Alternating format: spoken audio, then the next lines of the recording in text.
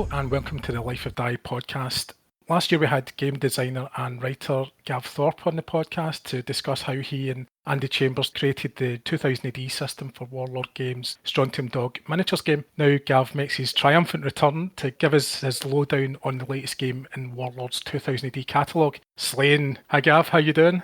Oh, I'm doing good, thank you. Good. Thanks for coming back on. It's great to talk to you again. So, just getting straight into it then, as mentioned in the preamble, you had been heavily involved with Andy on the Strontium Dog Miniatures game, so it must have been pleasing for you to rekindle that partnership for Slaine. Yes, it was. You know, as much as it was nice to get the old band back together for Strontium Dog, it was good to do the same for Slaine. I missed out on the Dread game just due to timing and schedule issues as much as anything else. So Andy went off and did that with Roger Garish and that. So yeah, it was nice to come back in and tackle another favourite topic from my youth in 2000 AD. And yeah, and I've always enjoyed working with Andy, and I think we have a nice overlap in the way our skill sets and our particular expertises work together. So it seems to be a good combo. Absolutely. And speaking of the source material, I was wondering in relation to Slaine how you were feeling about that when it came to, you realised that was the next game that you were going to be doing. Because the setting was, pretty radically different with it being fantasy over science fiction. Presumably that made it a bit more of a daunting prospect than if it had been, say, Rogue Trooper or Bad Company or something like that. Yeah, I mean, that was basically the first thing we identified was the system was going to have to change. Any game system, you have a shift from mainly range combat to outstyle to back and forth swords and axes and shields sort of thing. So yeah, that was definitely top of the agenda. And initially, the rules Andy originally worked on were quite a bit different. And actually, what we ended up doing, what Andy ended up doing was reining things back quite a lot, back to that core 2000 AD set of rules, on the basis that actually it did work, but it didn't need too much fiddling in terms of how things actually worked. So to make sure there was that familiarity for players of Strontium Dog, of Judge Dredd. So they will have to learn some new things if they come across the Slaine, but actually 95% of it they will know already. Whereas before it was probably one point it was actually quite different. It was like, 80% of the rules were there, but there was quite, combat worked quite differently and things. But we decided to get around it by cheating, basically, like we did with Strontium Dog, and just use the cards rather to do the different things and to change the emphasis rather than worrying about trying to come up with very specific kind of crunchy mechanics at the heart of the system. And also just to again, scenario wise, that affected sort of like the way you kind of set up the games, and in particular with Slaine, the number of kind of like non-character combatants is quite high. You definitely want Slaine cutting down foes to the left and the right sort of thing, which you can't really do if there's lots of very powerful characters. So actually there's I wouldn't say necessarily an emphasis, but there's just a bit more scope for the groups of like basically non-character models of like Earth Tribesmen and Drune Warriors and stuff. And essentially, in most scenarios, you get to recycle them. So you have, without having lots of models on the table, you still have you still have kind of like a slightly more endless minions being thrown at the enemy to be cut down kind of feel to it. So that was key again to getting slightly more of that fantasy Slaine flavour into the game. Mm-hmm. And I suppose just before we get into all the kind of detail, obviously the starting point would have been going back to the Slaine strip and a bit like the process you went through with Strontium Dog, where you had to then revisit all the strips. I remember when you were on the last time, you said that you discovered 2000 AD through Best of 2000 AD Monthly. Was that also the first place you encountered Slaine? And if so, I was wondering which tale it was. Yes, so it was. Again, one of my early encounters with Slaine was the series of episodes with the sky ships and South Rock. Which was very influential on me. That's why we've definitely got like those characters are in the base game. Yeah, so that was my introduction. Really, was to from like sort of like the Wicker Man onwards. I think the first one I read was he was escaping from. He'd been captured and was put in the Wicker Man. Him and Akko escape and rescuing Maeve, and then she's not happy, and then they end up getting entangled with Slough Rot and going on the sky ships and getting attacked by undead pirates and things. As Slough Veg sends his minions after Slough Rot. So yeah, that was my introduction to Slaine, and it was a very good one. Lots of great Mick McMahon artwork.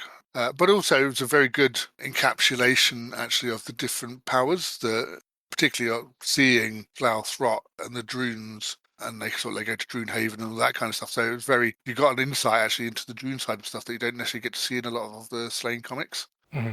Because it's like a bit of because it's an internal battle between Rot and Feg. Basically, I think Rot has found Feg's big book of plan of world destruction, and he's suddenly like, oh, I'm not sure I want to destroy the world. I quite like being on it. And so there's a bit of an infighting thing. So yeah, that was it really. And then later on, obviously, I was able to backfill some of the earlier Slaine stuff, but we're then reading forward then. And most particularly, what we wanted to focus on for this was the original intent was to focus on the Horned God. So basically, that the episode of Slaine's life when Slaine's become king. Mm-hmm. And the South Egg and the Drunes are, their major assault on the land of the young and the Earth tribes and stuff, and basically the final battle. But by necessity, obviously, we ended up having to sort of like branch out from that slightly because there were characters like Gav Thorpe who kind of came from slightly other periods of Slaine's life. The one bit we didn't really mess with was the Time Wars stuff and all the weird kind of L Wars and stuff with the Great Worm where Slaine and various others start running around with laser guns and stuff like that. Like Earth laser magic guns, which maybe at some point in the future, but that was a thing in its own, almost like a subset of the Slaine mythos, almost. Yeah. But very much definitely that amazing Simon Bisley Horned God episodes that sort of like relaunched Slaine really in many ways. Well, it was definitely the catalyst for most of the scenarios, the campaign, and most of the characters that are in there. Is that really your favourite storyline, the Horned God? I don't know really. I don't think I said it's my favourite, but it's not because I don't dislike it. It's just that it's hard to separate that from some of the really original Slaine, like the Slaine the Adventurer, kind of like there's a certain joy to like just Slaine going around on these adventures before the kind of slightly bigger, more epic stuff of Slaine the King and Slaine, the Horned God stuff. Whereas he's a much more Conan-like, just going off and getting in fights with people and meeting people and that kind of stuff. And there's always the backdrop of the fights, the war against the Drunes and stuff, but he's deliberately ignoring it. You get more variety, I think, from that. But I think it segues nicely, like the story ramps up quite nicely into the Horned God, and then, say, some of the story of Slaine the King was kind of filled in later and stuff. So, but again, that's kind of, is that nostalgia speaking? Because I was slightly, those were the stories that I encountered in those early impressionable teen years. And again, the artwork, Mick McMahon, Glenn Fabry, Bella Ardinelli, those three particularly kind of set the tone for me for what Slaine looked like and what comic strips could look like. So I loved Simon Bisley's art, but it's such a departure, such a different beast, I think, from what came, the full colour, full painted art of the Horned God. It's just a completely different thing to the the black and white monochrome early kind of 2000 AD sort of style. That they're both lovely, but in different ways. But I think as a coherent story, the Horned God has had it's got a little bit more central kind of motif and narrative to it for us to hang just some scenarios and a game around. Yeah, and I'm the same about the nostalgia thing, because I think the Time Killer arc is actually my favourite, because same as you, best of 2000 AD, and I read the whole arc in that, and I think that was right, yeah, when I first got it. So I think that's why I gravitate towards it. But yeah, having read the whole thing, collected all the graphic novels now, yeah, I agree. It doesn't really reflect the strip at large. I just quite like the wildness of it. It's just absolutely complete madness. But that's the thing, and it's just Pat Mills just going off and doing the thing, and just doing some crazy stuff, which is cool. I mean, again, at the time when most of the fantasy and sci-fi outside of 2000 AD that I was reading was quite staid and quite predictable and stuff, something like Slaine and and like having magic lasers and all that kind of thing was radical, just like, wow, this is not like anything else I've read or seen. So obviously I've kind of broadened since then, but yeah, I mean, it just showed that swords and sorcery doesn't have to be just knights and castles and pseudo medieval, and it's been a little window into kind of Celtic mythology and that kind of stuff. Again, very much kind of massaged and put together in a certain way and things, but actually that was, I think, for quite a few people, that would have been their introduction into some of those concepts of like the Earth Goddess and those kind of Celtic beliefs and things like that. So, along with several other things, 2000 being part of my education. Yeah, mine too. I was wondering actually if when you revisited the material, the original source material, if there was any material that you thought would be challenging to bring to the tabletop. I think the trickiest thing was that, let's say, aside from like the kind of combatants in the Horned God, actually, because Slaine moves around and encounters so many different people, but for very short periods of time, there's quite an imbalance really of characters. Stronty Dog was quite easy because there's lots and lots of Stronty dogs, and quite a lot of them are friends with Johnny Alpha, and there's a lot of outlaws that are opposed to him, and then ones that are in between and stuff like that. So getting a cast of characters for both sides that can mix and match and swap over and stuff was quite easy. There's a much more definite break, obviously, although in the rules, not so much, but, there's a more definite break between, Slaine's side and the Droon side and things. But actually, the characters just aren't quite as strong, I don't think, necessarily. I mean, there's a few really good ones, like South Rock, that stand out and stuff, and several other ones that we've managed to pick out. But I think until you get into, like, the Time War stuff, there's not anyone that is massively archetypal that you think, oh, right, actually, they need to be in the rulebook and things. There's just a few. So that was one of the things, like, say, to kind of balance it out of like, okay, well, we need to make sure that we can have what feels like a company of skull swords that you can take out and things like that, and then focus on the really distinct characters that come up from the strip. But yeah, I mean, reading back on it, I suppose there's much more obvious phases to Pat Mill's writing than compared to Stronty Dog. Stronty Dog is just like lots of adventures of Stronty Dog until you get, like I say, until like later on when they had some different artists in and they were going back in time and then all that kind of stuff. But the basic Carlos Escarrera runs of Stronty Dog, I know, aside from Portrait of a Mutant, which is kind of a bit like the Time Wars, it's a bit of like a story within a story. It's very consistent, whereas actually there are definite phases to Slaine, of Slaine the Wanderer, Slaine the Young, actually then building up the Time Wars, and then Slaine the King. Well, actually kind of jump forward really into Horned God. And although they all connect, there's not too much overlap with some. There's only a few characters that really overlap as well. So that's what we tried to focus on really was like, well, if we've got the Horned God as the center of this, and so we've got the various kings and their magic items and all that kind of stuff, and the Droons and the priestesses and stuff on the other side, and then Slaine and a few of his followers, you go, well, that gave us enough characters, but actually who else kind of stands out as being worthy of attention from the other strips without getting too dragged into the Time War stuff? And there wasn't that too many really, so we were able to kind of keep a lid on how big the range was going to be and stuff. But it gives us room to kind of go, and if there's the appetite there, Warlord, there's plenty, as with all of these, there's plenty of material to delve into. Yeah. Should we need more stuff later. But also just as a coherency for the game, not include too much of the Time War stuff, because again, it has a different style to it, and storytelling is slightly different. Might want slightly different types of scenarios and things. I'd see it as kind of almost like a little supplement fighting the Time Wars in using Slaine rather than it being part of the core rules. Same way that the killing, for instance, isn't exactly the same as Stronty Dog. You can use all the same stuff, but its setup and its kind of presentation is slightly different within the context of the game, even if it's just part of the same universe. So yeah, it's been, I wouldn't say tricky, but just it was like, I think it was probably a little harder. It's like, actually, yeah, these are the most really distinctive characters compared to, say, Stronty Dog, which like just had a cast of hundreds that we could choose from if we wanted to. Yeah. I was wondering then, like, how it kind of works with the partnership, what the kind of main aspects of the game were that you would do. I mean, is it mostly collaboration, or do you kind of section it off that you'll do this kind of section, and Andy does another section? Yeah, we pretty much repeated the formula we used for Stronty and Dog, which was Andy was focused on the rules side of stuff, and I looked more at the scenarios and campaign, and then there was some overlap in terms of the card play, which in Slaine, cards kind of split into feats, which are like special close combat abilities, and boons, which are basically magic spells. And so Andy sort of handled the feats because that was kind of intrinsic, as we say, we kind of use that to add the emphasis to the combat system and make it more of a swords and axes kind of game using the feat cards.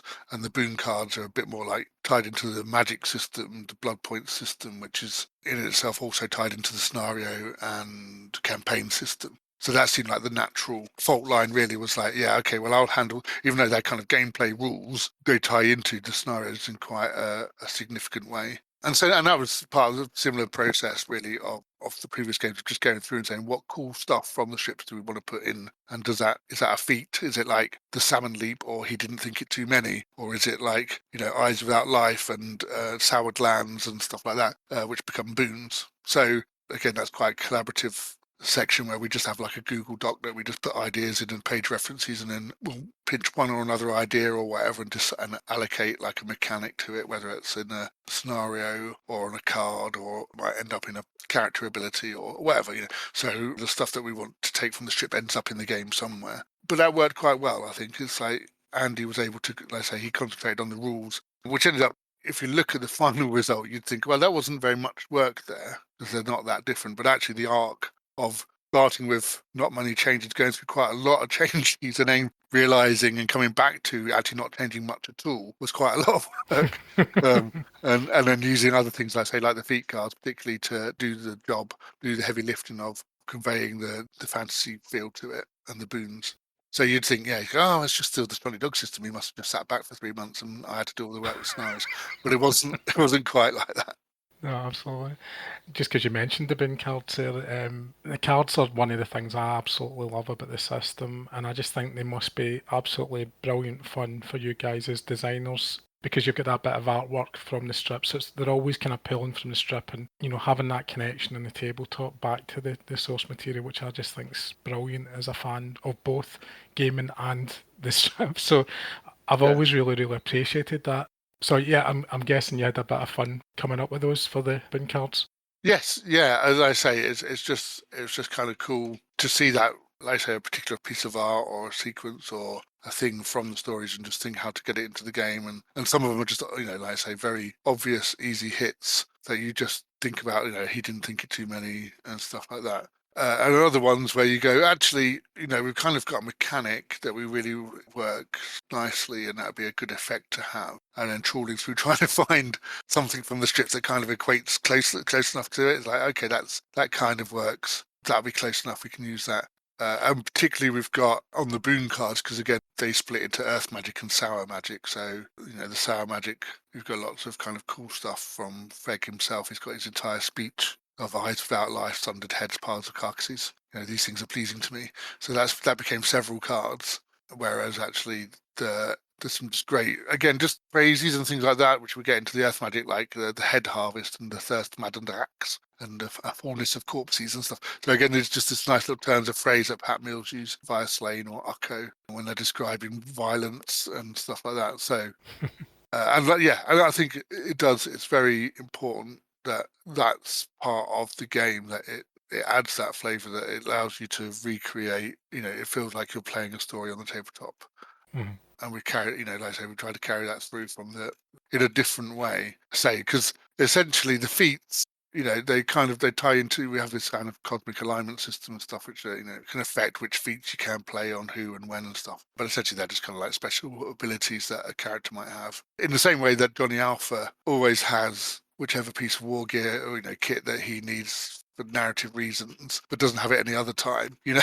Like doesn't always have time bombs, or he always seems to just have one like number 4 cartridge or whatever. But when he needs to play something else, it's the same sort of thing. We didn't want to have an endless list of abilities for Slaine just to do all this cool stuff. So actually, no. What's the 2 cool narrative things? I mean, he always had warp out, which obviously was a whole thing in itself, and working out how Slaine's warp spasms were going to work, because that's like almost central to the Slaine story. But we didn't want to necessarily have him warping out every battle, because that's like, well, very powerful for a start, and he doesn't warp out every battle. But you wanted there always to be a possibility and how to deal with that sort of thing. So again, that's included in sort of like the unique feats. So we used the feat system to give certain characters and the boons to give certain characters just abilities or spells that they would have without having to make it a special rule unto itself. There was a system to use, so they could do some of the stuff that they do from the strip without having to say in one particular battle they could do everything they do from the strip. I would imbalance it as well, I suppose, if he was able to go crazy all the time. Yeah, well, that's it, yes. Yeah. And he doesn't do it all the time in the strips, so you're right, absolutely. I was wondering if there was any ideas in relation to those cards that you'd had that you'd wanted to include, but you just couldn't figure a way out either to get them into the game or how they would actually work in the game? No, not really. There was an idea early on with the Slough-Egg's soliloquy about his eyes without life thing, was that actually you'd play them in sequence. So you'd actually make the speech by playing 3 cards in a row, sort of thing. Build up the speech and build up the effects, but it was just too awkward for that to actually work. It was just too fiddly, so they all just became separate cards. But that was about the only thing. Well, some of it we just covered in other ways. So there's a system in the game called blood points, which are used for, they're just a kind of catch-all points thing, really, but they're used to power boons. You earn them for defeating enemies in particularly spectacular fashion, but you can earn them by basically characters spending actions and speechifying, of essentially declaring, shouting at each other and declaring how they're going to, turn their heads into cups and whatever else. Because because that's part of the strip. So we didn't want to have loads of specific rules about threats and that kind of stuff, but actually just saying, well, if you want to, because they all spout on, Slaugfeg and Slaughrot and Ukko and others all have these little speeches now and again, or Slaine does, about what they're going to do to each other or what their grand plans are. And essentially, they become exhortations to the gods. They give you a blood point, or there's a chance of getting a blood point for it, which you can then spend on boons. Certain scenarios, you have to dedicate blood points to, like an altar to your god. You can use them. One of the things that we did was very much try and incorporate the landscape and the terrain into it, because again, that's quite a thing. This idea of the Droon sour lands eating up the Tuatha De Danann. So the terrain can have alignments of like being either Droon sour magic aligned or earth magic aligned, or so you can use blood points and kind of stuff and certain characters to either bless them or sour them and stuff, and then they give you certain bonuses and things like that. So it's quite a dynamic battlefield as well. So which gives you this idea, the whole idea of just how do we encapsulate this big cosmic battle between the Droons and the followers of the great, Crom Crack and those of the Earth tribes, without having to come up with a really massive system. And that, we just decided to mutate the cards that we've had from previous games and turn them into that thing. I think that's been one of the most useful aspects from Strontium Dog, is just coming up with the armory and the chicanery cards and then being able to just change what they do and their role in the game, but as a basis of just like, well, all the cool narrative stuff, not all the cool, most of the cool narrative stuff can get used here. I think that's probably been one of the most persistent mechanics, I suppose, or persistent principles from Strontium Dog that will carry through all of the 2000 AD games, because then that does allow the main system to remain relatively unchanged from game to game, even though this does play very differently.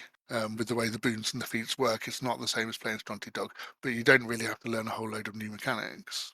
That's one of the things, because I seem to be finding it more and more difficult these days to get on board with rules and take them in and so on. So it's something that I really personally appreciate with the 2000 AD system.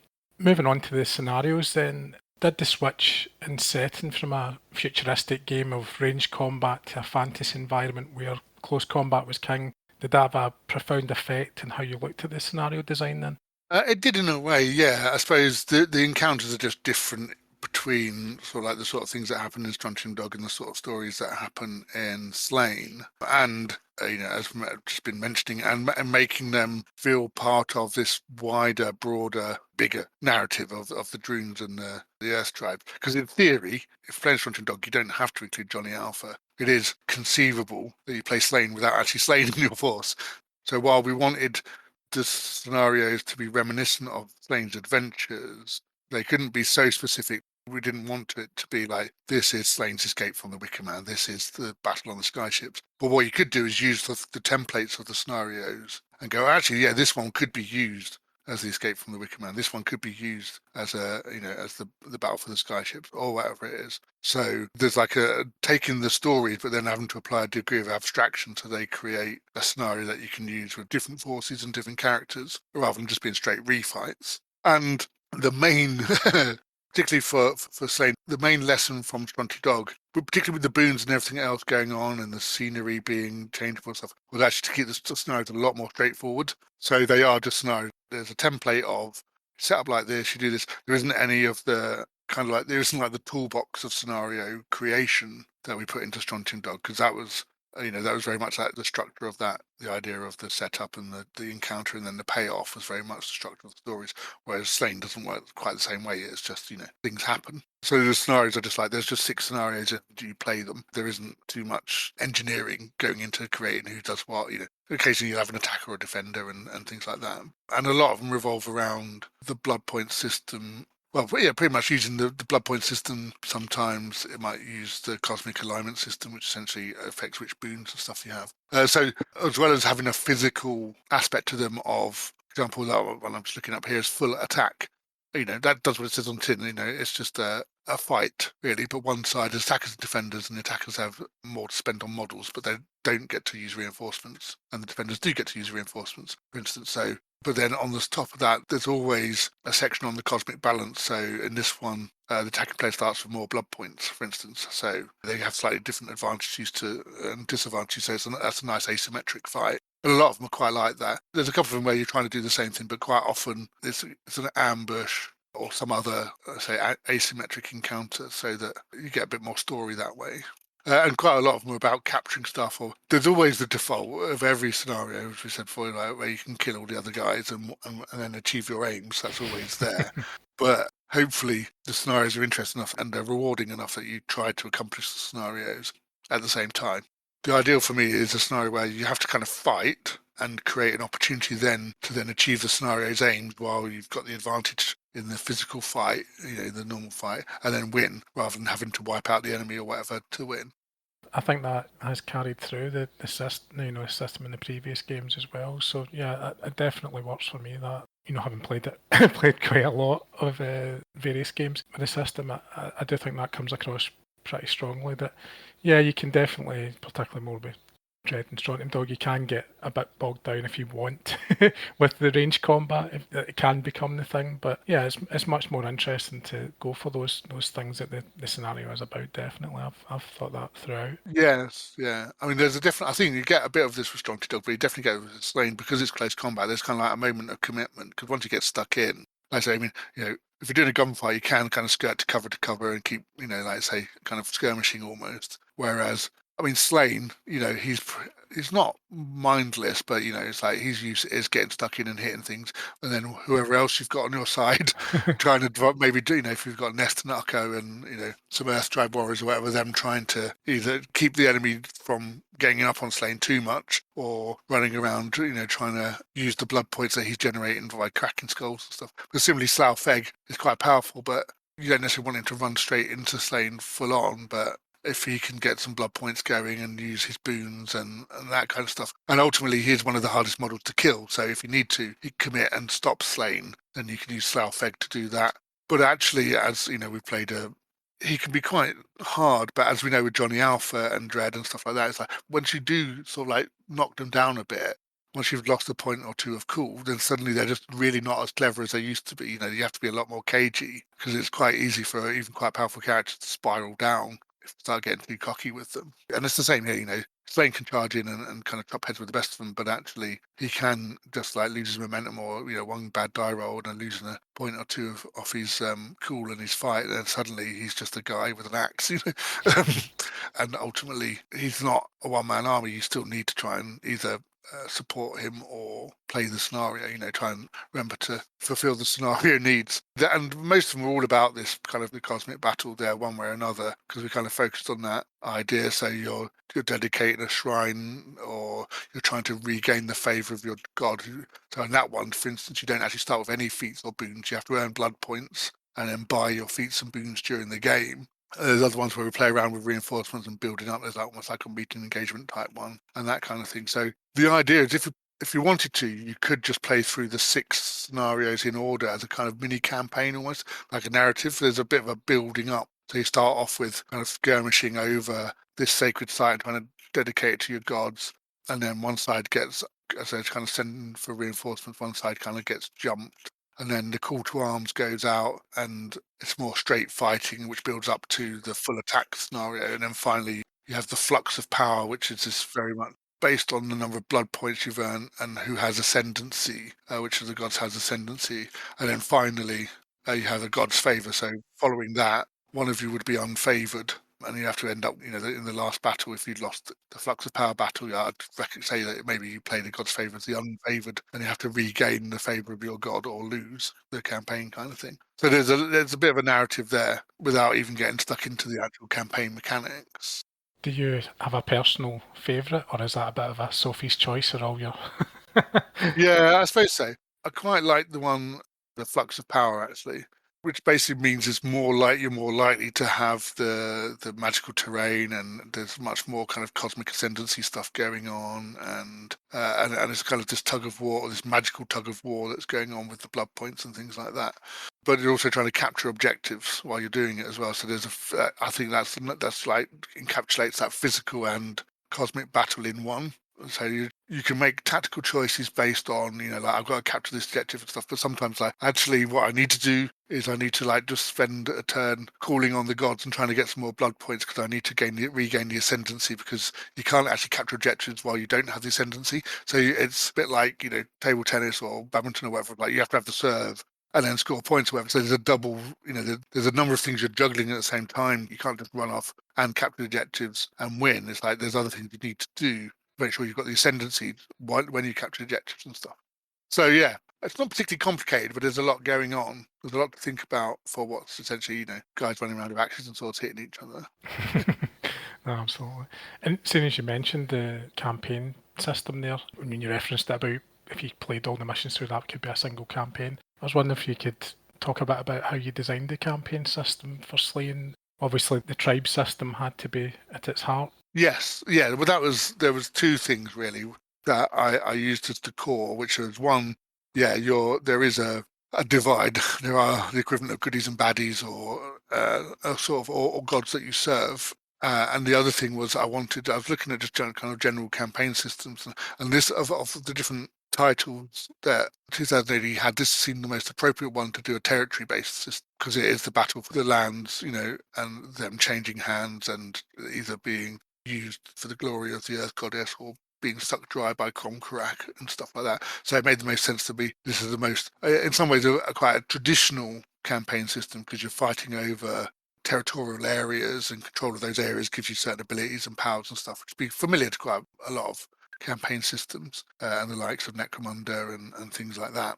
But of course, I didn't want it to just be about that because, as with the scenarios, that's kind of like the physical battle. But all of that is only kind of one side of the cosmic battle. So actually, you choose one of 4 gods to serve. So and the idea being you play the part of that god. Really, you don't play as one particular champion. So actually, unlike say Strontium Dog, where you pick a leader and then you have various other outlaws or SD agents, kind of like following them, and you kind of chart their successes and failures across the campaign. In this one, you're more it's a bit more step back, slightly more abstract. So you have access to your champions or your tribe, and you have a bit more freedom to pick and choose who you use from game to game. You don't necessarily have a fixed roster in quite the same way as you do in Strontium Dog. So you can basically serve Danu, the Earth Goddess. You have Lug, the Sun God. There's Kromkruak, the Worm of Decay, and then there's Karnan, who's the Horned God, the God of Hunt. And each of those, there's a little bit of a nod, I suppose, to kind of like the classic Warhammer Chaos campaign, in a sense, I suppose, in that, you get boons from your particular god, and depending on who they are, you get slightly different things, and they've got slightly different victory conditions and all that kind of stuff, depending on who you follow, and whether you use earth magic or sour magic or a mix of the two and stuff like that makes a difference. And then essentially what you're trying to do is you're battling for dominance, a tribal dominance, essentially. You're trying to, which gives us an opportunity for Earth tribe versus Earth tribe was the idea as well, because or Droon versus Droon. I didn't want it just to be, well, what somebody has to pick good guys and somebody has to pick bad guys, and you only fight each other. So even amongst the Earth tribes, they're all still trying to be on top. They're still attacking each other and fighting and all the rest of it. And it's your tribe.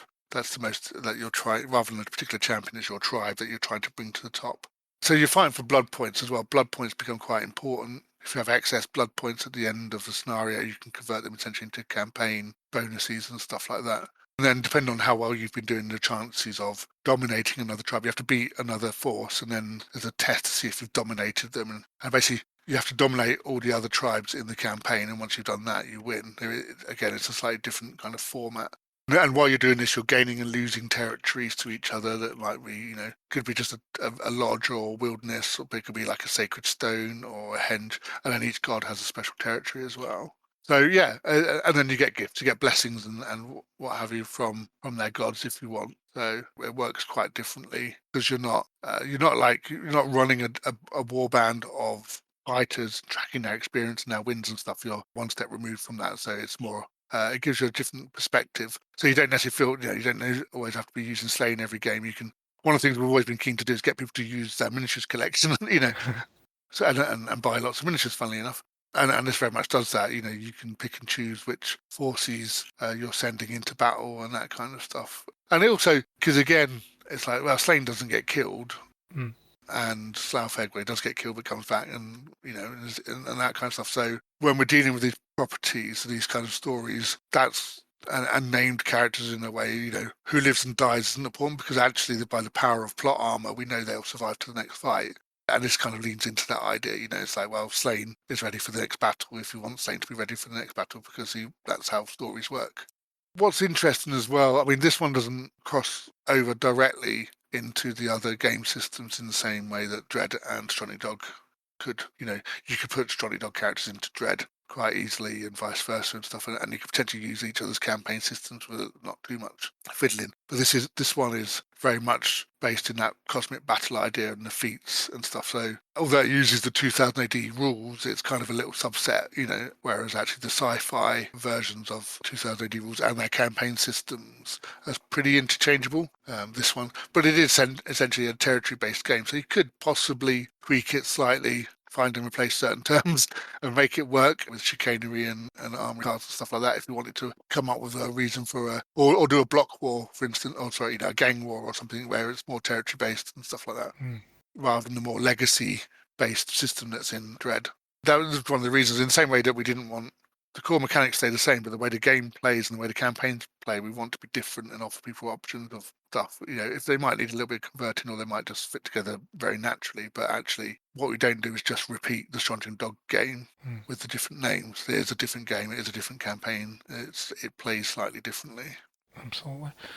And I was just wondering, for people who are maybe new players to the game that are maybe considering playing a campaign, I was wondering how long you think would be ideal. Would the ideal balance, I suppose, just because we touched upon it earlier on, the fact that there's the 6 scenarios, would that probably be the ideal thing, that you just basically played them as a campaign, or do you think shorter or longer? Or I think it's an interesting one because trying to work out what how long a campaign will take, because you don't want it too long. It needs to be long enough that it feels like a campaign, but nobody wants the campaigns that kind of drag on and on and on. And in this particular one, the more players there are, the longer it will take. Is quite straightforward because you just have to dominate all the other tribes. So if you've got 5 players a campaign, that's 4 other tribes you need to dominate. So it's just going to take longer. So the first thing is just play with 2 or 3 of you. One, because you'll just get to know the game a bit better between you, but also the campaign won't last as long because, well, depending on the to and fro of the games, but actually eventually somebody will get a bit of an advantage, and then hopefully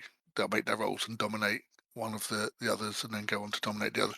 But yeah, I think if you don't want to worry too much about the mechanics side of it, just playing the 6 scenarios gives you a really good grounding in how all of the stuff works, and actually uses blood points in interesting ways and all the rest of it. I mean, the campaign itself is a random scenario. There's, as I said, it's just pretty much once you know who you're playing, you just roll off and play the scenario that you roll up, and then there's a little bit of, depending on who's bigger or smaller as a tribe, as who's attacker and defender, and that's it really. So you don't have to worry too much about it. You could, if you wanted to, just decide to use the campaign system, but play, if there's 2 of you, for instance, just play through a campaign, but then also just play through the 6 scenarios in order rather than randomly generate them. And then if one or other who's dominated the other one by the end of it, then that's cool. If not, well, you'll still see who's got the best score, the most territories and stuff by the end of it.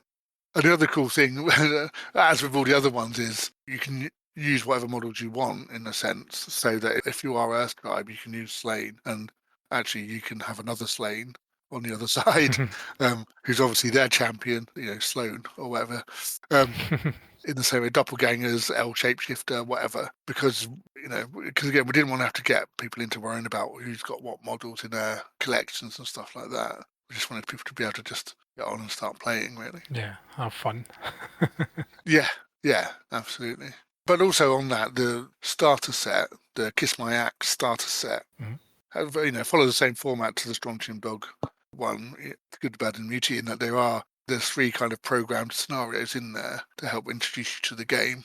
So they are scenarios from the actual game, but the difference is we just say, give this character these boon cards, this character has this feat card, rather than random. So it's a little bit more managed, and the rules are introduced, or the special rules particularly, are introduced in a bit more of a measured fashion. So actually that's not a terrible place to start, just playing through those 3 scenarios as a starting point, and then maybe at the end of that going back and then playing those scenarios again, but just without the pre-programmed kind of card choices and stuff. So you'll see about how some of the other cards work and interact. I think I've always enjoyed that in the starter sets, that it has kind of built you up. You start from a small base, a kind of small scenario, just to get used to the mechanics, and yeah, I quite like actually the predetermined cards as well. It's something I've kind of thought when I've been playing the system, maybe I should think about more when I'm doing the scenarios, just to actually pre-generate cards rather than doing them randomly. But then I quite like the randomness of it as well, because you never know what's coming, and you never know what you're going to face.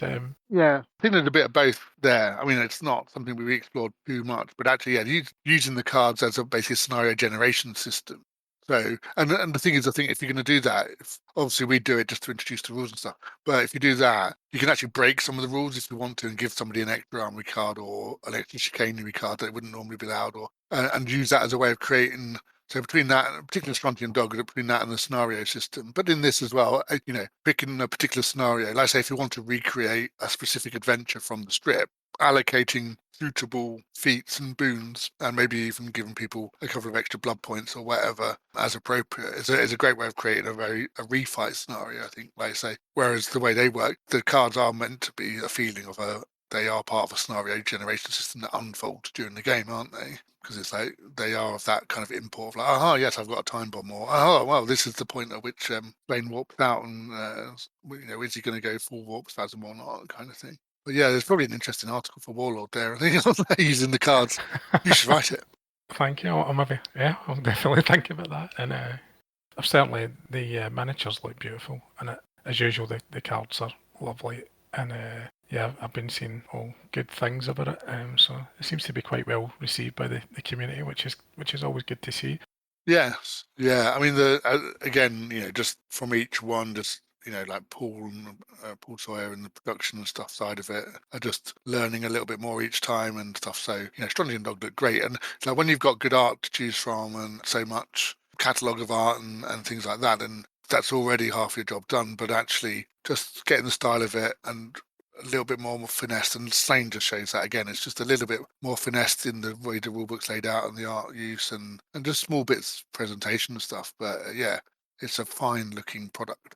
And I suppose one last question to kind of wrap up would be, do you see there's been further scope for more miniatures to expand the Slaine range further? And if so, I was wondering if there was any characters that you wish you could have had in the book which didn't feature. Yes, well, one of the bits that we've not, we were touched on it, well, talked about quite a bit earlier, which was like the whole Time War stuff that we didn't. I mean, there's things like the stuff like the Dragon, the Knucker, and the Ghost Dragon, and things like that, which just enormous models, which would be cool, but I don't know how well.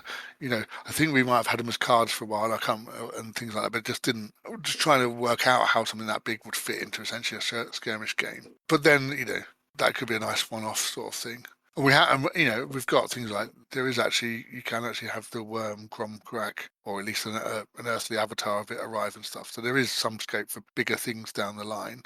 But yeah, it would be the thing we didn't get into. We sort of started touching on the elves and there's some Fomorians and things like that because they are part of that final battle of Slaine the Horned God kind of arc and onwards. But actually, the Sithrons, the weird three-legged eye things and the whole kind of Time Wars thing is an easily self-contained subset. Slaine and his companions could quite easily just be could see that as a box or two that added nicely into the range and potentially with a slightly modified campaign system because of course that one because I think that's the thing is that's not like a battle for territory, that's not that's the Cosmic War but in a different way. So that's one where I'd see maybe adapting more like the Stronty Dog campaign system. So, obviously not fighting for creds, but having a slightly different campaign system which you do have a more discrete group of warriors fighting groups of warriors fighting each other and stuff. But just in general, yeah, that's certainly the biggest area that hasn't been explored yet. I think that would be really exciting. So fingers crossed, Paul's listening.